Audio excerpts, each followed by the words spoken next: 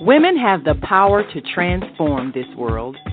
We can end crime and violence if we all agree to do one thing: share.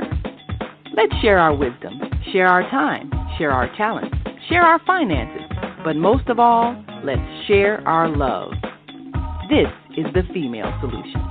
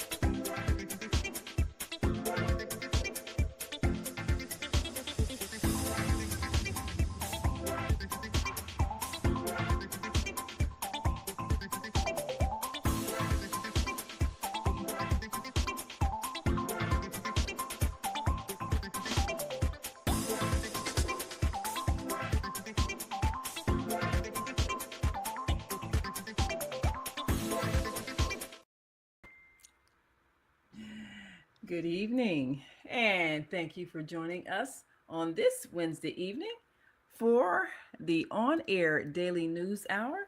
And we're going to be talking about urban gardening. Why? Because people in the inner city are finally waking up to the reality that if they don't take care of their own nutritional needs, no one else will. Grow what you eat. That has been the program launched across the city for those who are realizing that the reason why they are food insecure is because they have not taken the time to create the security. And so, for those who have a piece of land and have a willingness to dig in the dirt, they have the power to feed themselves.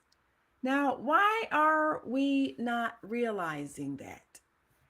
Well, one of the reasons is because people who have perhaps grown up in the city, even though they may have southern roots in the country, they may have grandparents that own property down south where people owned farms, grew crops, knew how to milk a cow, and all those things. This generation lost the knowledge, lost the skills, lost the will to produce their own food, making themselves sitting ducks, targets for exploitation, grocers that bring in old, perhaps even expired food to the neighborhood. And how many neighborhoods don't even have grocery stores? They have gas stations that sell little items, maybe a loaf of bread, and who knows how long that's been sitting there. People are waking up and realizing that they must take back their power. So, one of the positive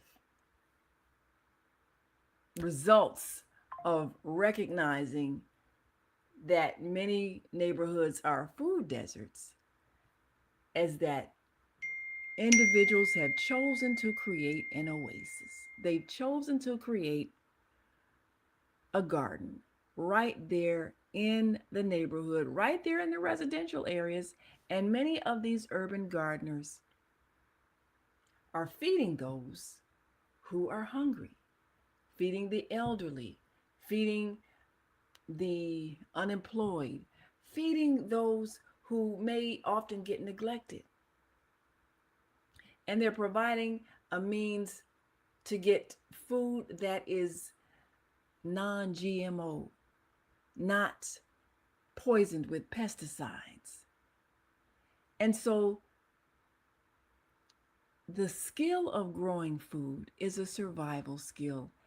And today we're going to take a look at some of the urban farmers as reported in the on-air daily news, and a particular program that is launched at the Betty Shabazz International Charter School, where young people have been taught nutrition and good eating for years with a philosophy that is largely based on self sufficiency and awareness of one's body, and how what one eats is directly attached to long-term health.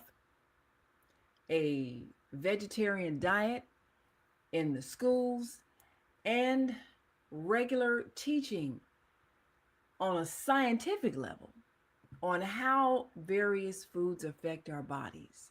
So the school has had a garden over the years and often used that garden to grow some of the foods that is served in the cafeteria, so that the students see a direct connection between what you grow and how you feed yourself and how you create an economy.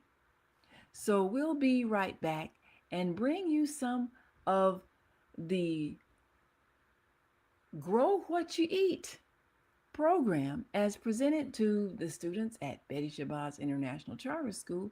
And then we'll meet some of those urban farmers that are making it possible for people in the inner city to have access to healthy food. We'll be right back after this quick break, so we want you all to stick and stay. Don't stray away. We'll be right back after this quick break. And as always, we remind you to share this show with people you know so everybody can be informed. We'll be right back after we greet our global family joining us from all around the world. Stay with us. We are global transformers, changing the world from the way it is to the way it should be. We are one.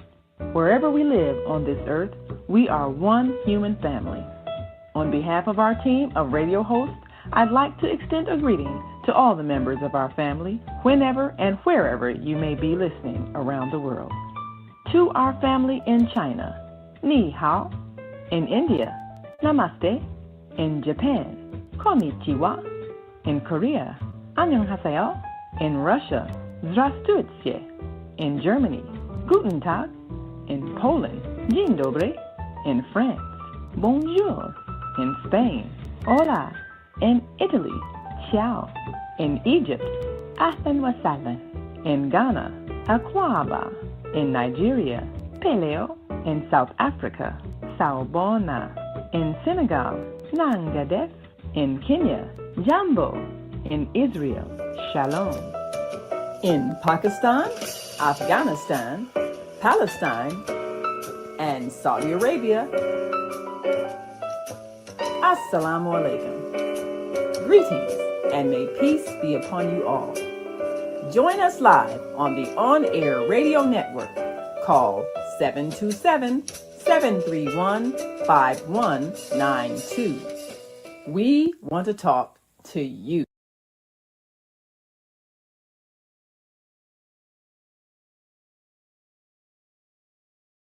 Yes, we want to talk to you, and we want you to talk to us too, as we talk to all of you about the plans that are going to make a difference in your life. Well, everything starts with the youth, and when we share knowledge with our young people, we give them an opportunity to shape the world, as we say, from the way it is to the way it should be. And too often, we are seeing others have a plan of action in shaping the world in the way that benefits them and not us. Those of us who want to see a healthy world where people are living without distress. And so if you choose to empower yourself, then you have an opportunity to create the world that you desire. So, Betty Shabazz students learn food growing skills from those of us who are involved in the organization, the indigenous brothers and sisters building communities. Now, one of the important things in the word indigenous is the fact that here we are, we're homegrown, right here, born and raised in this land, and having learned from the history of interaction and having overcome much of the economic plan to misuse our labor and exploit our labor, we now are in the best position to strategically plan a system that works for all. Because we've experienced the plan that doesn't work for all. We've experienced the plan that exploits those who don't have a system of creating for themselves. So now that we know better, we can do better, and we can therefore educate those coming behind us so that they have the power to create what they need. And what we realized is that people in the urban communities learn how to be helpless. They learn how to depend on other people to feed them, to house them, to clothe them. And we know when these skills are taken out of the schools, then our children end up at the mercy of people who don't care about their future or their well-being. And so it's our responsibility to make sure that our schools prepare our children not just to get a job, but to get a life, to provide all that they need so that they are self-sufficient. That means having life skills. And one of the greatest life skills is growing food. So we've got an ongoing series called Grow What You Eat. And it's on the Female Solution website, posted there, and also on the On Air Radio Network. And one of the things that this series does is to teach how to recognize vegetables and fruits and edible plants, to recognize how the soil is being impacted by other things such as waste, to replenish the soil using organic matter, to recognize plants that perhaps have been killed because of lack of knowledge on their medicinal and healing uses, and to be able to repair the soil that has been damaged, either by repetitive growing of grass, just as George Washington Carver reminded Southerners that repeated growth of cotton had depleted the soil of nutrients, and therefore it had become dead land. And he was able to replenish those nutrients by growing peanuts and other crops that gave nitrogen and other necessary nutrients to the soil. So it's science. And many people from other countries will come to America to study agricultural science. Well, one of the greatest agricultural scientists was right here on our soil, George Washington Carver. And as indigenous people to this land, as we are who have been here for generations, we have a responsibility to learn the climate, learn what grows here, learn what's in harmony with our bodies, and teach that science to our children. So let's take a look at one of the episodes in Grow What You Eat so that we know first, before you begin the process of growing, you need to plan where you're going to plant your vegetables and know what is in harmony, what should grow next to each other, and what perhaps should not. Let's take a look. Grow what you eat. I'm Naima Latif with today's 10-minute tip for how to grow your own food.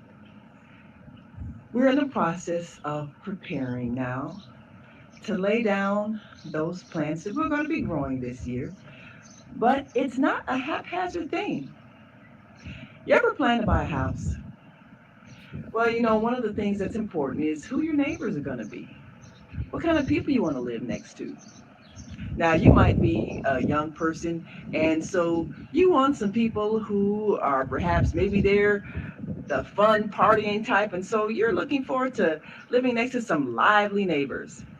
Or you might be older and settled, so you want some people that are more mature and quiet and peaceful.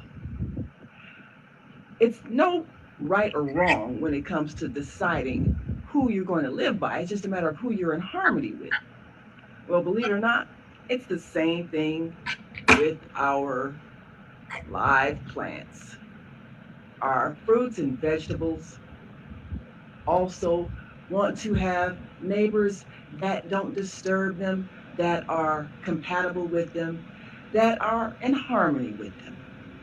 So we're planning where we're growing and what plants are going to work best together. These structures are raised beds. So we're going to remove the grass underneath and move them over to where the soil underneath will be the foundation for these plants. We're going to have some of our Grow What You Eat team members come in and help clear some of the grass so that our raised beds will be filled with organic soil on top of the soil, and this will provide a good foundation for our plants. And here we are loosening up the grass so we can get ready to plant these vegetables, and we're going to plant them in the raised beds, also along the fence. So this is what it takes. You gotta put some muscle into it. So here's Duncan Ellington showing an example of what you have to do when you decide to grow your own food. So here we are. We have cleared the spot where we're going to put our raised bed right over the soil, and then we'll add some soil, and then we'll plant our vegetables. These are mustard greens. We'll be planting these this year, and we were fortunate to be able to pick up some of these and other vegetables at a local garden sale. So in addition to our mustard greens, we also picked up some kale, some carrots, some onions, some celery, some cucumbers, some garlic, and some tomatoes. And we'll also be planting some potatoes and some cabbage and lettuce. So let's take a look at what grows best together, and we'll place these plants where they're going to go so that we can be ready when we pick up our soil. Well, we're going kale. So let's take a look at what grows best next to kale.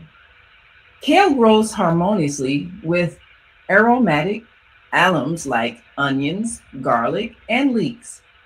Their strong scents deter common kale pests like aphids and cabbage loopers. Additionally, Shallow rooted vegetables like beets and radishes make excellent neighbors as they maximize your garden space without competing for kale for deep nutrients. So that's important to remember. Now, let's take a look at the best companion vegetables for carrots. Here's onions and leeks.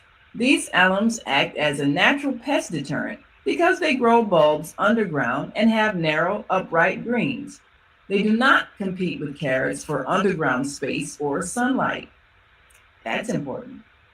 Also, best companions are lettuce and spinach.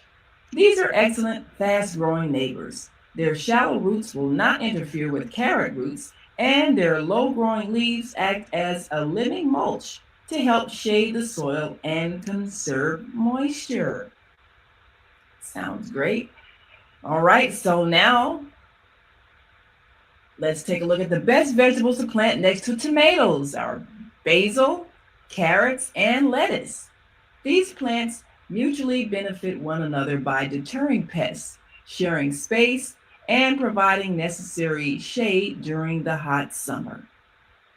Well, that's an important point to remember because we're going to be looking at how the summer months affect our plants.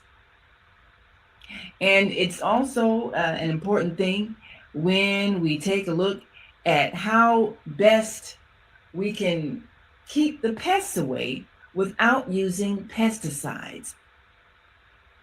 Now, plants to avoid. Do not plant kale next to other members of the Brassicaceae family, such as broccoli, cauliflower, uh, kohlrabi, or cabbage.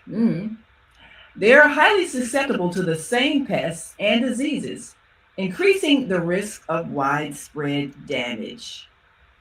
That's an important point. What to avoid. So we know we're going to be planting some cabbage and we may even plant broccoli, but we know not to plant them next to the kale. So this is very strategic in how we're going to grow our food.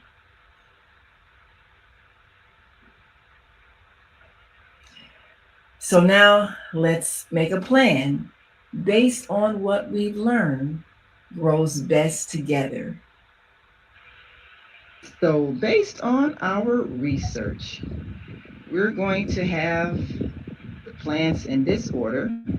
On the south end of the garden, next to the fence, we'll have the potatoes, and then the cabbage, and then the celery, and then the onions, and then the mustard greens. And then in the first raised bed, we'll have the garlic next to the tomatoes, next to the cucumbers. And then in the second raised bed, we'll have the lettuce, and then the carrots, and then the kale greens. So this is how our organized food growing is going to go this year. Now that we have our raised beds placed in position and we have our garden plot all set up, we can add the soil and then we can place our vegetables based on what we discovered grows best next to each other. Food requires a plan. It's a process and it requires a bit of research so that you can give the optimum opportunities for those vegetables and fruits that you're growing in your yard. I'm Naima Latif. Grow what you eat. We'll see you next time.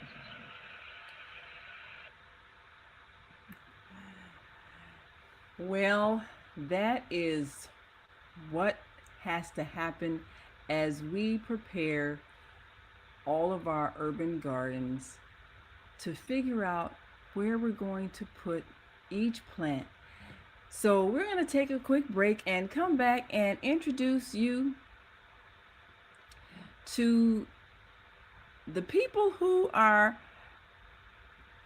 making a difference as they prepare the ground and grow the crops right there in the neighborhood so that they can feed the people. The Black on Black Love Garden. This is a community garden that is growing healthy food, distributing it to the community, and educating people on how we can stay healthy using the land that's right here in our midst. So we'll be right back after this quick break. And as always, we say stick and stay, don't stray away. And before we go, we've got a comment here. And our dear sister Zelda, who she can testify, she got some of them good greens from the Black on Black Love Garden. She says Betty Shabazz students are already ahead of other students their age. They will always have food because they depend on no one but themselves. Absolutely. And we're going to bring you some more from the Betty Shabazz Garden as they prepare to harvest and grow what they eat and eat what they grow this fall right there in their own school. So we'll be right back after this quick break. So just stay with us.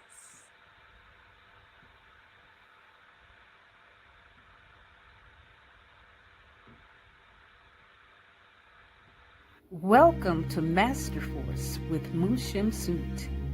Join us each week on Thursdays at 7 a.m. Central, live on Facebook and YouTube on the Female Solution page, as we dive into powerful topics designed to assist you in mastering your life force.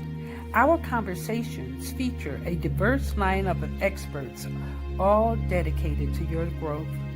Tune in weekly to discover new ways to elevate your spirit and raise your vibration. And remember, we are ascending.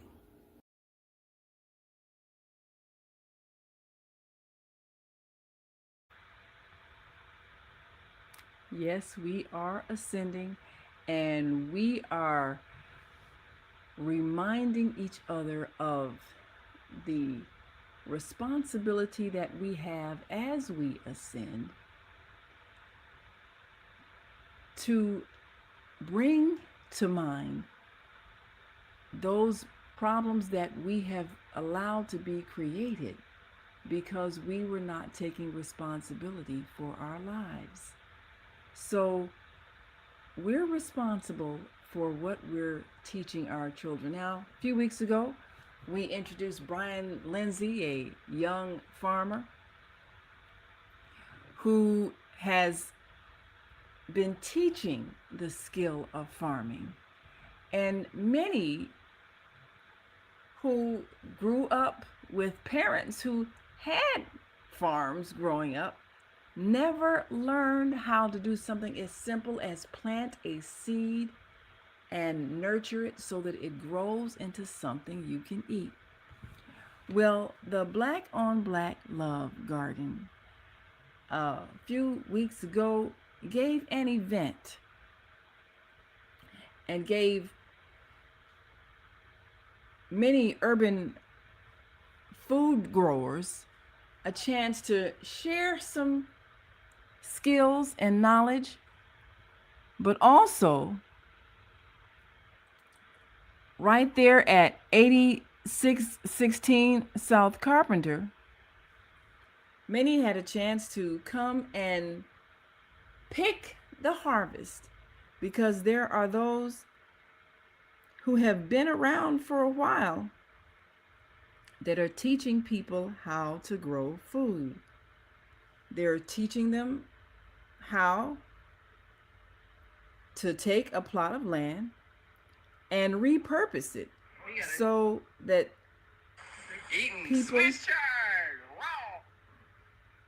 so that people can appreciate what it takes to actually prepare something that is nutritional. And it's an opportunity for people who have not seen food actually growing out of the ground because the only thing they know is it coming out of the grocery store, maybe a package or a can. So when we can expose our young people to something as basic as food. Swiss chard. Wow. And here we are. We've got people who are enjoying the delicious food being grown at the Black on Black Love Gardens. And they're having the opportunity to get it right when it's ready to be harvested. So Valerie Goodlow, one of the managers of the Black on Black Garden, had Black on Black Love Garden, had a chance to share with us some of the challenges that comes with changing the mindset of people who have been used to eating out of a can or out of a bag, out of a package, out of a box that's been sitting on the shelf at a grocery store, and people who may never have learned how to prepare food that's growing out of the ground. And this again is a survival skill. It's a skill that too many of us have never learned because we've been raised on fast food. So in the Inglewood community, it was a chance for many people to actually see what it looks like when you can grow your own food. And when you can go through the process of seeing how long it takes for things like kale and Swiss chard and collard greens to grow. So when these things are growing, young people get a chance to learn science. And that's what makes a difference. And they're having This is kale. excitement. All right. Kale that is ready to be cooked. All right, and it looks good too. This looks really good. Did these start from seeds? Was it? Oh, okay. We started from the plants. When you bought them, they were plants, like starter plants. Oh, okay. Why not get seedlings and plant them, That makes sense. Makes sense.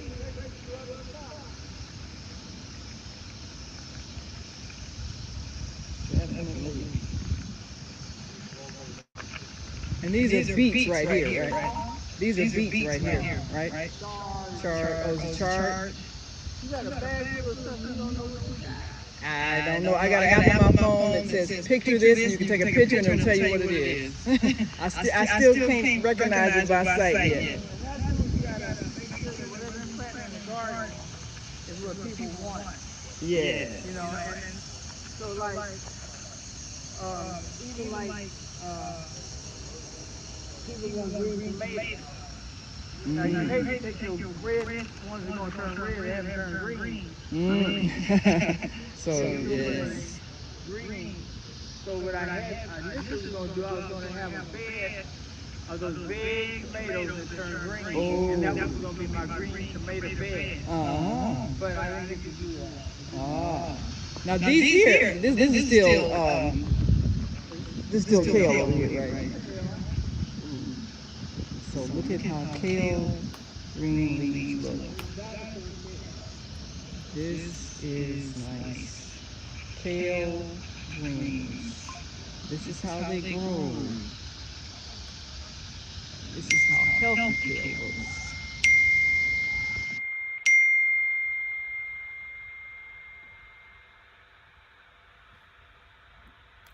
Healthy kale.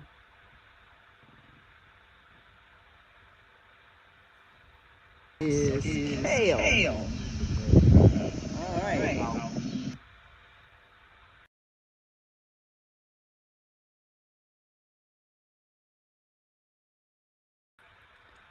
One of the things that we learn is that so much of the land in the urban communities just lies in waste because no one thinks to cultivate it.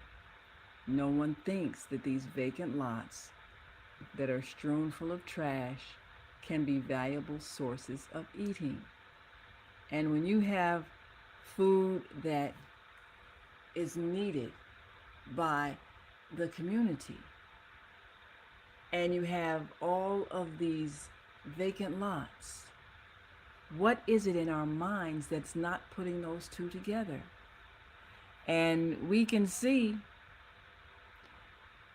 that this urban garden, it's so fresh, you can eat the food. Eating Swiss chard raw.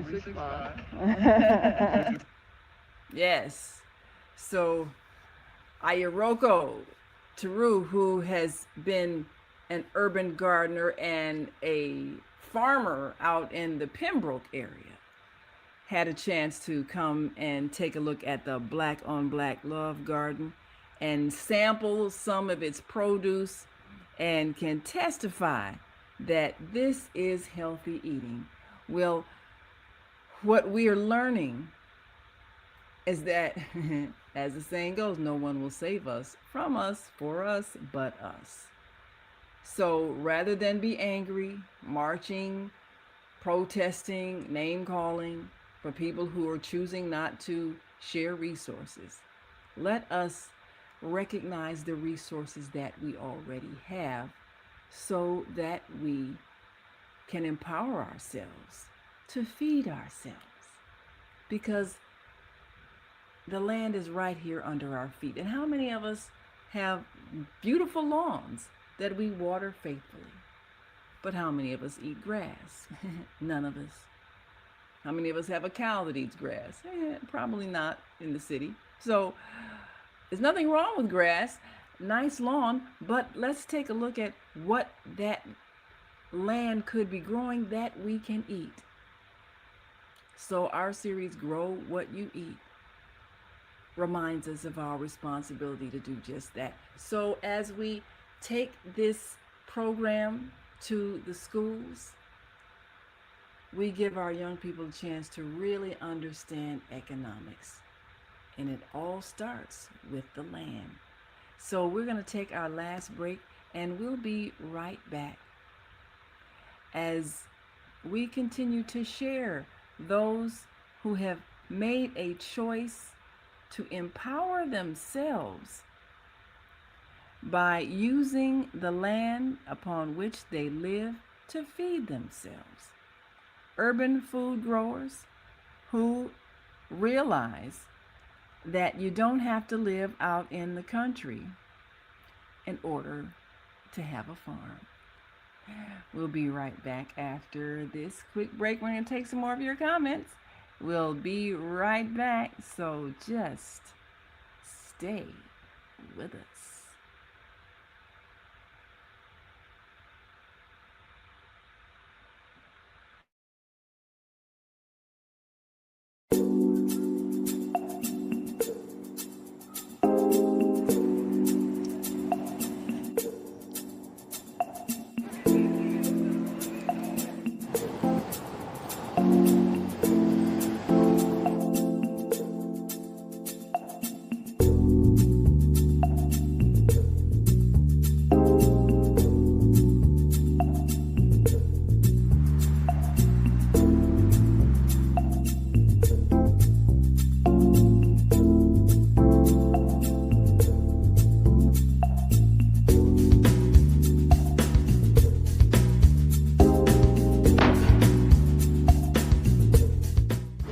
housing for the homeless. Because my little brother, in which we're doing this documentary for, Douglas Robinson, your death will not be in vain. He was a heck of a great dude. And I love Doug. Doug loved me. Just being around him, he had a good spirit. He was a healing person. They are there. Get SROs back. When you give to the poor, should not be forced out of their neighborhoods when it goes through a period of transformation.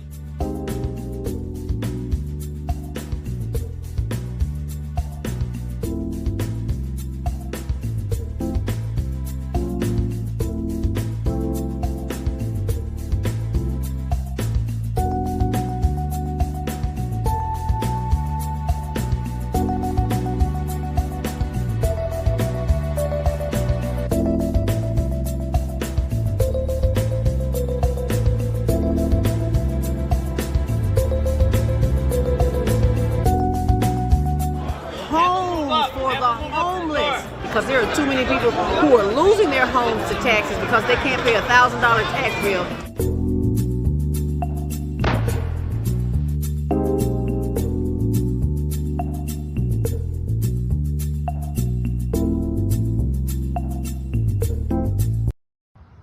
Have you seen all the solar farms popping up everywhere? You know, the big fields with the solar panels. There's one in our community.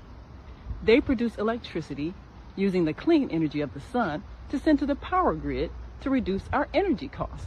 Because not everybody can get solar panels put on their roof the way I have, but everybody can enroll for free to share the energy produced by the solar farms.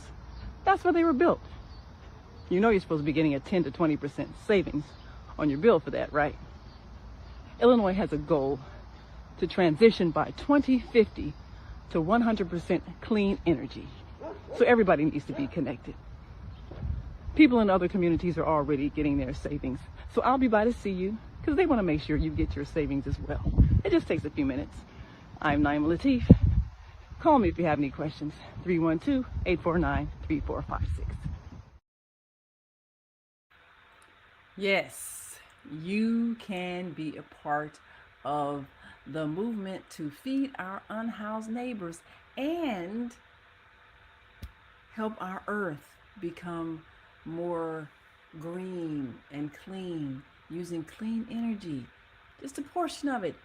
You don't have to have a rooftop. All you have to do is have a desire to be a part of the transformation to clean energy. And we can set you up.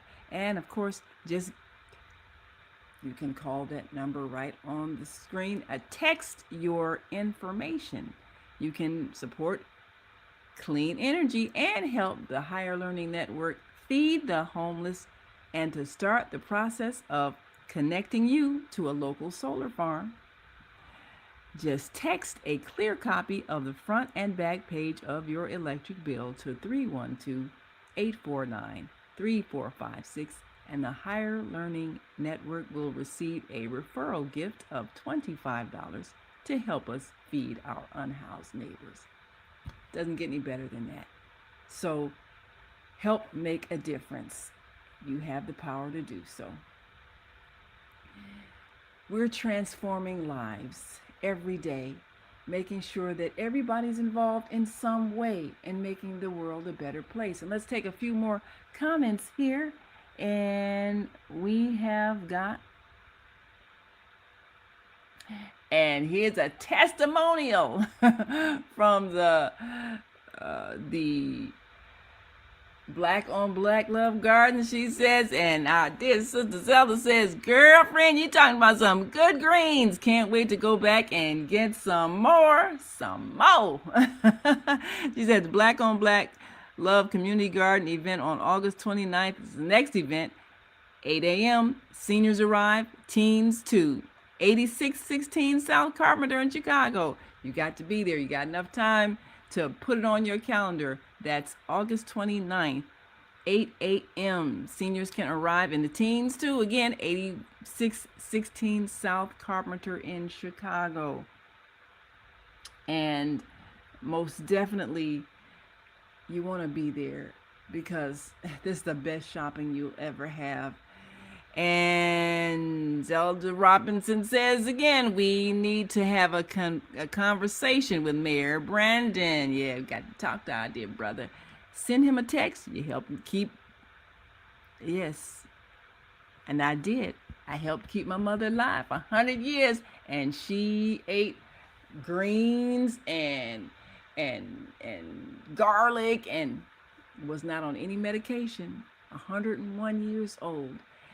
And so we know a little something about healthy eating and repairing our bodies with the right kinds of food. So this is what we want to do, is change the idea that in order to age, you just have to expect to break down and be all broken and sick. That's not normal nor necessary. You can age without illness. And we having a teen senior takeover at the Black on Black Love Garden, and we want you all to come on down and take it on over, because you're going to learn some things about nutrition. You're going to learn some things that will change your mind, and you're going to get an opportunity to interact with people who've been living this way for quite a while. And so they can testify that you don't have to get sick when you age. You don't have to live at the doctor's office. You don't have to constantly struggle, because sickness is not a normal way of life. And we want you to know that there are people who are growing food that is healthy for you right here in your midst. So if you're willing to join with us August 29th, then you can experience the Black on Black Love Garden and the Black on Black Love Community Garden. And it's maintained by people who know the importance of providing food for the community. This is a regular lot that is simply used to grow food. So we're going to talk to Valerie Goodrow, who is helping to maintain this garden. And that who is responsible for this wonderful program, she and her husband maintain that garden. And what is important for us to do is to identify all of the various places where we have the opportunity to grow food. We have the opportunity to convert a vacant lot into a food growing lot. And we have the opportunity to teach our young people the skill of growing food. So when we choose to do that, we'll see they'll have a different attitude even about eating vegetables. It's an empowering attitude when they know that they have grown their own food. And we showed you a little bit of some of their food growing activities before, and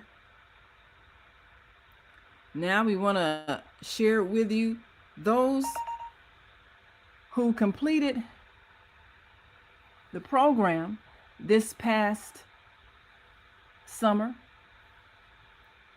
and they grew cabbage, and they grew tomatoes, and they grew some wonderful, matter of fact, it's a wonderful opportunity for them to even see how you go about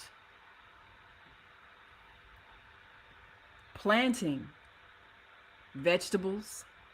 They grew lettuce, and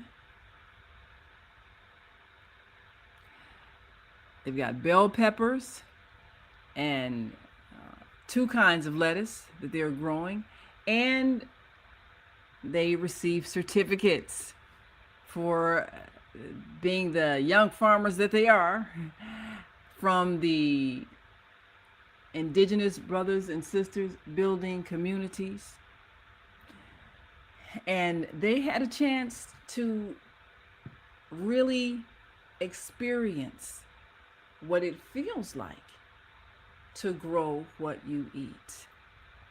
Because as we prepare for this fall, they're going to be able to harvest those same vegetables, serve them in the cafeteria, and we'll be continuing the program this fall as an after-school program where they will learn agricultural science. They'll be learning about replenishing the soil. They'll be learning about what makes healthy soil.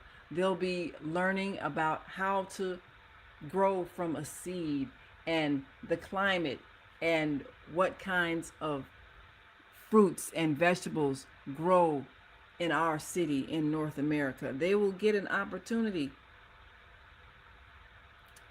to learn how to survive because they will have a life skill. So we're grateful that we've had a chance to give them that experience. And they know that growing food is all part of the economy where they live. So this is critical for us to share knowledge and to teach. And this is what it's all about. Helping them to learn. Helping them to recognize what is a survival skill, and helping them to remember why they are in school, and that is to become self-sufficient. So because we're giving them an opportunity to learn how to grow their own food, they're going to set an example for the rest of their classmates. So that's how when you grow food, you can feed yourself. Also, you can feed others. Also, you can make money because now you can do the food to charge the people who buy it. You see what I'm saying? So I want y'all to do this. When you grow food, the first thing you can do is what? The second thing you can do is feed who? And by you being able to feed others, you're able to make money. Very basic. And that was Duncan Ellington, president of the Indigenous Brothers and Sisters Building Communities. And that's what we do, build communities. And we're looking forward to building communities where you live, teaching young people, giving them an opportunity to feel the power of feeding themselves. Grow what you eat. I'm Naima Latif.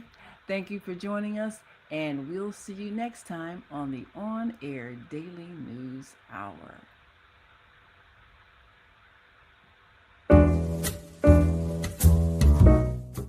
We've come to the end of our show today. If you missed any broadcasts, go to our website for the audio and video archives at www.thefemalesolution.com. On behalf of our team of radio hosts, I'd like to thank all of you who participated in today's discussions. And to our global family joining us from all around the world, we say thank you. To our family in China, xie xie. India, zhanyavad. Japan, arigato. Korea, kamsamnida. Russia, spasiba. Germany, danke. Poland, dziękuję. France, merci. Spain, gracias. Italy, grazie. Egypt, shukran. Ghana, madasi. Nigeria, eshe. South Africa, ngiyabonga. Senegal, jaref. Kenya, asante. Israel, toda. Pakistan, shukriya. Afghanistan, tashakur. Saudi Arabia and Palestine, shukran. Assalamu alaikum wa rahmatullahi wa barakatuhu. Thank you, and may peace be upon you and the mercy of God and God's blessings.